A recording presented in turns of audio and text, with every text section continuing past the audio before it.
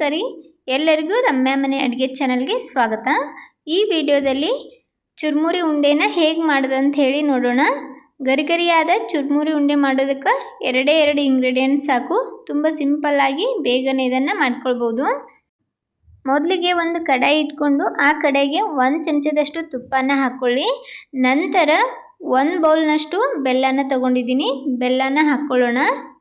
ಗ್ಯಾಸನ್ನು ಹೈ ಫ್ಲೇಮಲ್ಲಿ ಇಟ್ಕೊಂಡು ಇವಾಗ ಬೆಲ್ಲನ ಕರಗಿಸ್ಕೊಳ್ಳೋಣ। ಬೆಲ್ಲ ಕರಗಿಸುವಾಗ ಚಮಚದಿಂದ ಈ ಥರ ಚೆನ್ನಾಗಿ ಅದನ್ನು ಕೈ ಆಡಿಸ್ತಾ ಇರಬೇಕು, ಇಲ್ಲ ಅಂದರೆ ಬೇಗನೆ ಹೊತ್ಬಿಡುತ್ತೆ। ಅದಕ್ಕೋಸ್ಕರ ಕೈ ಆಡಿಸ್ತಾನೆ ಇದನ್ನು ಕರಗಿಸ್ಕೊಳ್ಳೋಣ। ನೋಡ್ಬೋದು ಇವಾಗ ಬೆಲ್ಲ ಕರಗಿದೆ। ಇದು ಇವಾಗ ಕುದಿ ಬರಬೇಕು, ಈ ಥರ ಕುದಿಬೇಕು। ಒಂದು 2-3 ನಿಮಿಷ ಇದನ್ನು ಚೆನ್ನಾಗಿ ಕುದಿಸ್ಕೊಳ್ಳಿ। ನಾವಿಲ್ಲಿ ನೀರನ್ನು ಹಾಕ್ಲಕ್ಕೆ ಹೋಗಿಲ್ಲ, ಬೇಗನೆ ಆಣ ಬರುತ್ತೆ, ಅಂದರೆ ಪಾಕ ಬೇಗನೆ ಆಗುತ್ತೆ।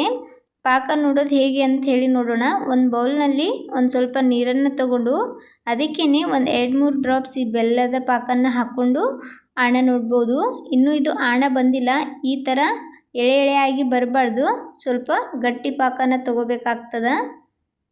ಇದನ್ನು ಮತ್ತೆ ಒಂದು 2-3 ನಿಮಿಷ ಕುದಿಸ್ಕೊಳ್ಳೋಣ। ಇದೇ ಥರ ಕೈ ಆಡಿಸ್ತಾ ಅದನ್ನು ಕುದಿಸ್ಕೊಳ್ಳಿ। ಮತ್ತೆ ಪಾಕ ತೋರಿಸ್ತಾ ಇದ್ದೀನಿ।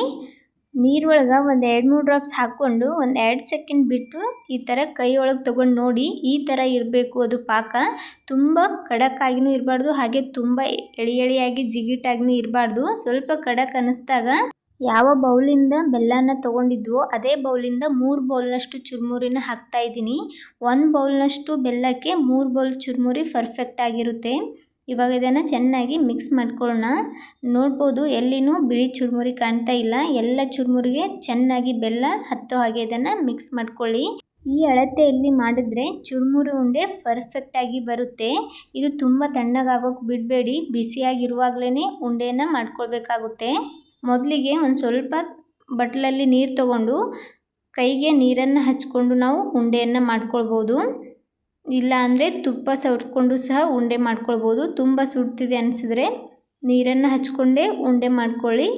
ಎಲ್ಲ ಉಂಡೆ ಥರ ಇದನ್ನು ತುಂಬ ಪ್ರೆಸ್ ಮಾಡಿ ಉಂಡೆ ಮಾಡೋಕ್ಕೆ ಹೋಗಬೇಡಿ, ಮೇಲಿಂದನೇ ಸ್ವಲ್ಪ ಈ ಥರ ಉಂಡೆ ಮಾಡ್ಕೋಬೇಕಾಗ್ತದೆ। ತುಂಬ ಪ್ರೆಸ್ ಮಾಡಿದ್ರೆ ಇದು ಅಷ್ಟು ಚೆನ್ನಾಗಿ ಉಂಡೆ ರೆಡಿ ಆಗೋದಿಲ್ಲ।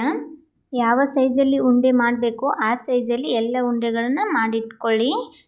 ನಾಗರ ಪಂಚಮಿ, ದೀಪಾವಳಿ, ವರಮಹಾಲಕ್ಷ್ಮಿ ಹಬ್ಬಗಳಲ್ಲಿ ಇದನ್ನು ಮಾಡ್ಕೊಳ್ಬೋದು। ಇದನ್ನು ಒಮ್ಮೆ ಮಾಡಿಟ್ರೆ 15 ದಿನವರೆಗೂ ಸಹ ಇಟ್ಟು ತಿನ್ಬೋದು, ಕೆಡೋದಿಲ್ಲ। ತುಂಬ ಚೆನ್ನಾಗಿರುತ್ತೆ, ತುಂಬ ಗರಿಯಾಗಿ ಬಂದಿರುತ್ತೆ। ನೋಡಿದ್ರಲ್ಲ ಯಾವ ಥರ ನಾವು ಪರ್ಫೆಕ್ಟಾಗಿ ಈ ಚುರುಮುರಿ ಉಂಡೆನ ಮಾಡ್ಕೊಳ್ಬೋದು ಅಂಥೇಳಿ। ಈ ರೆಸಿಪಿ ಇಷ್ಟ ಆದ್ರೆ ನೀವು ಸಹ ಟ್ರೈ ಮಾಡಿಬಿಟ್ಟು ಹೇಗೆ ಬಂದಿತ್ತು ಅಂತ ಹೇಳಿ ಕಮೆಂಟ್ ಮಾಡೋದು ಮರಿಬೇಡಿ। ಈ ಸಿಂಪಲ್ ರೆಸಿಪಿ ನಿಮ್ಗೆ ಇಷ್ಟ ಆದ್ರೆ ವಿಡಿಯೋಗೆ ಒಂದು ಲೈಕ್ ಕೊಡಿ, ಹಾಗೆ ಇದೇ ಥರದ ಇನ್ನಷ್ಟು ರೆಸಿಪಿಗೋಸ್ಕರ ರಮ್ಯಾ ಮನೆ ಅಡುಗೆ ಚಾನಲನ್ನು ಸಬ್ಸ್ಕ್ರೈಬ್ ಮಾಡ್ಕೊಳ್ಳಿ। Thanks for watching video.